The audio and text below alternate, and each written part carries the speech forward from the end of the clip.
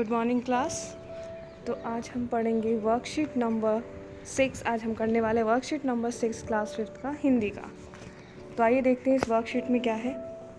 नमस्ते बच्चों, आशा है कि आप सभी स्वस्थ होंगे और नई कक्षा में आकर बहुत प्रसन्न होंगे। हम सब ने मिलकर कक्षा 4 में विभिन्न कार्यपत्रिकाओं के माध्यम से बहुत कुछ सीखा। क्यों ना हम खेल खेल में अपनी सीख दोहरा लें। तो आइए देखते हैं कौन सा खेल है और कौन सी चीज़ हम दोहराने वाले हैं। आइए एक मज़ेदार खेल खेलते हैं। इस खेल के लिए कागज़, पेंसिल और समय बताने के लिए घड़ी की ज़रूरत है। 5 मिनट के समय में जो भी नाम किसी व्यक्ति, चीज़, जगह आपको याद आए उस कागज़ पर लिखिए। अब अपने घर के किसी और सदस्य से भी ऐसा करने को कहें। बाद में देखिए कि किसके शब्द ज़्यादा थे। क्या आप दोनों की सूची में कुछ नाम मिलते जुलते हैं? तो ये खेल है आपका और इसमें आपको कागज़ और पेंसिल की ज़रूरत पड़ेगी। नीचे दिए गए वाक्यों में गहरे रंग के शब्द किसी व्यक्ति, वस्तु, स्थान या भाव का नाम बता रहे हैं। देखिए लाल रंग में देखो क्या है, वह लड़का स्कूल जा रहा है। लड़का और स्कूल। राम्या ने आम खाया। राम्या और आम दोनों ही आप देख रहे हो लाल रंग से दिखाया गया है। बहुत दिनों बाद अपने दोस्त को देखकर मुझे खुशी हुई। यहाँ पे दिनों, दोस्त और खुशी तीनों लाल रंग से। अब ये कौन से शब्द हैं? ये इन शब्दों को बोलते हैं संज्ञा। संज्ञा का क्या होते हैं? नाम बताने वाले शब्द जो होते हैं, नाम को बताते हैं, जो उसे बोलते हैं संज्ञा। अब इसकी परिभाषा देखते हैं क्या लिखी हुई है। परिभाषा को आप अच्छे से याद कर लेंगे। किसी व्यक्ति, प्राणी, वस्तु, स्थान या भाव का नाम बताने वाले शब्दों को संज्ञा कहा जाता है। तो अब इस संज्ञा पर आधारित इन प्रश्नों के उत्तर देते हैं। देखिए प्रश्न क्या है। प्रश्न 1, बच्चों मैं जंगल का राजा। नीचे मेरे बारे में कुछ बातें लिखी हैं, इन्हें पूरा कीजिए। अब आप नीचे देखेंगे, यहाँ पे आप देखेंगे मैं जंगल का राजा हूँ। तो जंगल का राजा कौन होता है? यहाँ पे देखिए मेरा नाम क्या है। ये देखो किसका चित्र है? वेरी गुड, शेर। तो यहाँ पे क्या आएगा? शेर, शेर। तो ये व्यक्ति या जीव का नाम है। फिर मैं डैश में रहता हूँ। तो यहाँ पे खाली स्थान में क्या भरेंगे आप? जंगल। वेरी गुड, जंगल। और तीसरा है एक दिन मैं डैश वस्तु का नाम लिखना है कि नीचे सो रहा था। तो यहाँ पे क्या आएगा? पेड़ के नीचे सो रहा था। तभी वहाँ एक मक्खी आई, मधुमक्खी। तो यहाँ पे आप क्या लिखोगे? मधुमक्खी, मधुमक्खी आप लिखोगे मधुमक्खी। और मुझे परेशान करने लगी। मैं गहरी नींद में था, इसलिए जब मुझे मक्खी ने परेशान किया तो मुझे बहुत गुस्सा आया। गुस्सा, यहाँ पे आप देखो ये जो बच्चा है किस में है? गुस्से में है। बच्चा किस में है? गुस्से में है। तो आप यहाँ पे क्या लिखोगे? यहाँ पे आप क्या लिखोगे? गुस्सा। Very good.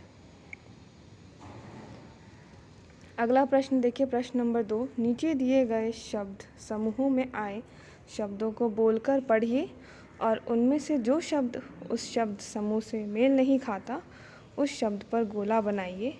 यह भी बताइए कि आपने उसी शब्द को क्यों चुना। अब देखो ये लाल रंग का जो बॉक्स है, इसमें 4 शब्द लिखे हैं। क्या क्या लिखे? गाजर, गुलाब, गमला, दिल्ली। अब इन चारों में से आपको बताना है कि अलग क्या है। इन चारों में से अलग क्या है? तो आप सोचिए कि क्या अलग हो सकता है। गाजर जो है सब्जी का नाम है, गुलाब फूल का नाम, गमला है और दिल्ली स्थान का नाम है। तो ये तीनों जो गाजर, गुलाब, दिल्ली हैं, ये होते हैं व्यक्तिवाचक संज्ञा। तो यहाँ पे जो गमला है वो अलग है। गमला क्या होगा? अलग। उसके बाद है प्यार, सितारे, चाँद, बादल। यहाँ पे चाँद, बादल, सितारे, ये तीनों क्या है? ये तीनों हैं जातिवाचक संज्ञा। जातिवाचक संज्ञा, ये तीनों क्या है? संज्ञा, जातिवाचक। और यहाँ पे प्यार क्या है? भाववाचक संज्ञा। भाववाचक संज्ञा। अगला देखते हैं। अगला क्या है? सुंदर, जलेबी, लंबा, काले। यहाँ पे जलेबी, काले, लंबा, सुंदर। सुंदर, लंबा और काले, ये तीनों ही क्या है? विशेषण है। यहाँ पे जलेबी क्या है? संज्ञा, तो संज्ञा में गोला लगाएंगे, जलेबी में गोला लगाएंगे। अगला है चलना, टोपी, रोना, खेलना। यहाँ पे देखो, चलना, रोना, खेलना, ये तीनों ही क्रिया है। और टोपी क्या है? टोपी क्या है?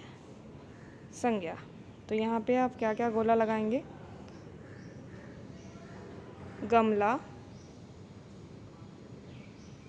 यहाँ पे क्या होगा?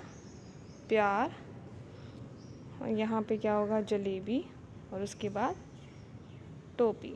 तो ये थी आज की आपकी वर्कशीट। और इसी वर्कशीट में हमें क्या पढ़ाया गया है? संज्ञा। संज्ञा के बारे में दोबारा से रिवाइज कर लेते हैं। किसी भी व्यक्ति, वस्तु, जाति, भाव या स्थान के नाम को संज्ञा कहते हैं। जैसे मनुष्य, अमेरिका, भारत, 55, मिठास, किताब, टेबल। तो संज्ञा कितने प्रकार के होते हैं? आपकी कक्षा के अनुसार हम यहाँ पे 3 प्रकार के पढ़ रहे हैं। जातिवाचक संज्ञा, व्यक्तिवाचक और भाववाचक संज्ञा। तो व्यक्तिवाचक संज्ञा के उदाहरण जो किसी विशेष व्यक्ति का नाम बताएं।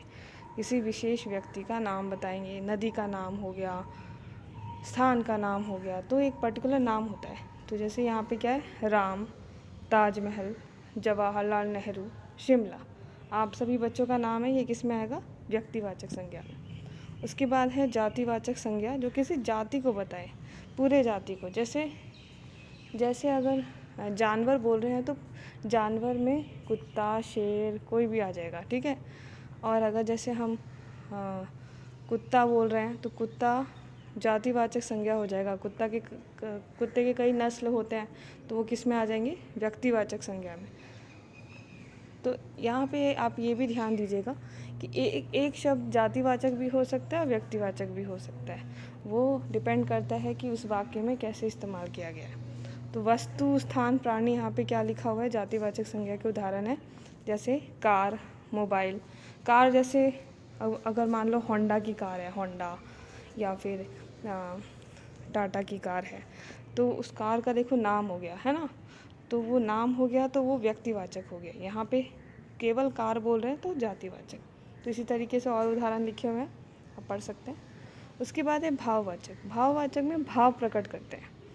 तो जैसे भाव क्या हो गया? खुशी, खुश हो रहे हो, क्रोधित, गुस्से में आ गए, क्रोध, दुख, भूख, दशा बता रहे हैं आपके, आपको भूख लग रही है, प्यास, गरीबी। तो इस तरह से बहुत सारे यहाँ पे भाववाचक संज्ञा है।